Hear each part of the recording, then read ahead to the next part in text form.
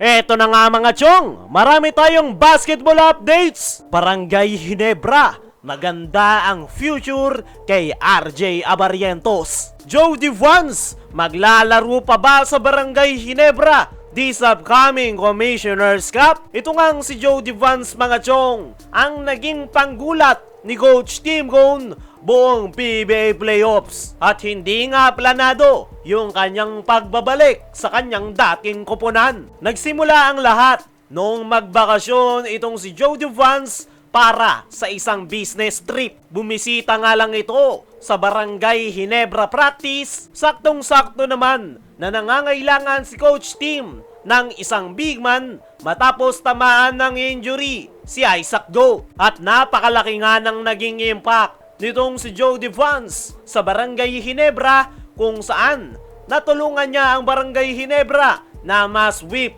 ang Meralco Bolts. Big impact rin yung kanyang nagawa kontra San Miguel Beermen, pero dyan nga nagsimula yung kanilang problema matapos tamaan ng injury si JDV. Nakadalawang laro lang ang nasabing big man sa finals. Yan ay noong Game 3 and Game 4 kung saan nakuha nila yung panalo. Kaya naman, isang malaking what if talaga para sa Barangay Ginebra kung healthy lang si JDV. At ayon niya sa kanyang naging latest interview, ay very proud nga raw ito sa kanyang koponan. Batang-bata pa raw ang Barangay Ginebra at maraming talented players. At umaasa si Jody Vance na may inspire niya yung Barangay Ginebra players dahil sa kanyang sakripisyo na ginawa para sa kanilang koponan. Para sa akin mga chong, ay si Jody Vance talaga yung pinakakailangan na big man ngayon ng Barangay Ginebra. Dahil bukod sa kanyang height, ay mayroon nga itong napakataas na basketball IQ at yan nga yung impact na nagagawa ni JDV.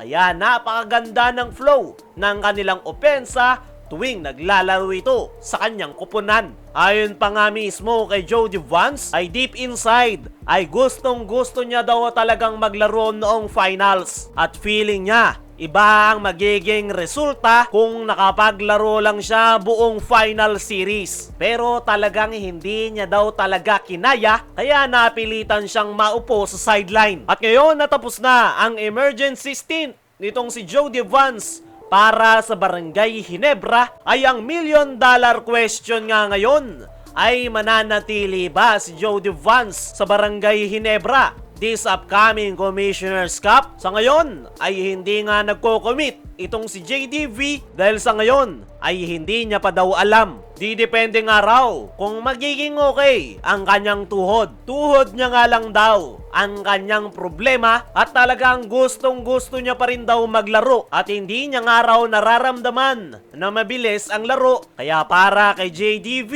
ay kayang-kaya niya pa. Pero sa ngayon ay imomonitor niya pa nga raw ang kanyang tuhod at dyan nga raw nakadepende kung maglalaro siya sa Barangay Ginebra this upcoming Commissioner's Cup. Para sa akin mga chong, ay kailangan pa rin ng Barangay Ginebra itong si Jody Vance. Hindi man kalakihan yung puntos na kanyang naiko-contribute, ay siya naman ang dahilan kung bakit maganda at dumadali yung basketball ng Barangay Ginebra. Dahil kabisado nga nito yung triangle at parang naglalaro na nga rin si Coach Tim sa loob ng dahil kay Jody Vance. Kaya naman, naniniwala ko na kailangan pa rin ng Ginebra itong si JDV dahil sa kanyang basketball IQ at the same time, naglalaki ang mga imports ang kanilang makakarap. Kailangan ng Ginebra ng reinforcement sa ilalim at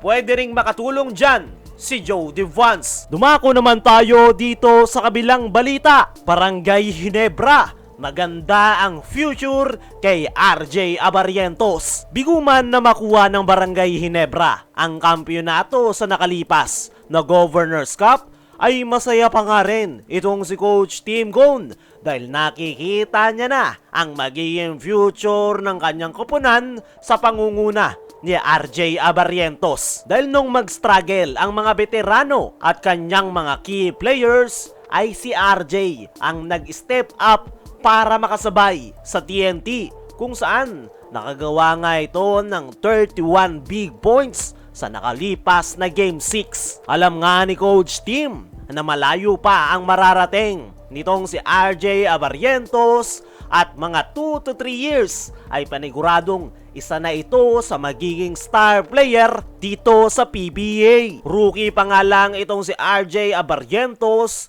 pero napakaganda na ng kanyang ipinapakita. At maganda nga rin yung nangyaring struggle ni RJ Abarrientos sa finals dahil maaga niya ngang nakita ang kanyang mga problema na kinakailangan niyang i-improve. Naniniwala ko mga chong, napasilip pa lang yung performance ni RJ sa nakalipas na Governors Cup. Hindi pa nga nito tuluyang nakakabisado ang triangle offense kaya hindi niya pa tuluyang nailalabas ang kanyang laro. Pero panigurado sa paparating na Commissioner's Cup ay mas improve na RJ Abarrientos ang ating makikita dahil marami nga itong natutunan sa finals, lalong-lalo na sa kanyang naging match-up kontra kay Jason Castro. Naniniwala ko mga chong na ito talagang si RJ Abarrientos ang future ng Barangay Ginebra dahil unti-unti na nga nitong pinapangunahan ang kanyang koponan at ito nga yung papalit sa pwesto ni LA Tenorio. Kayo mga chong, ano ang masasabi nyo dito kay RJ Abarrientos? Ano rin ang masasabi nyo ngayong nag-iisip si Jody Vance kung maglalaro pa ba sa Ginebra this upcoming conference? I-comment mo lang dyan sa ibaba.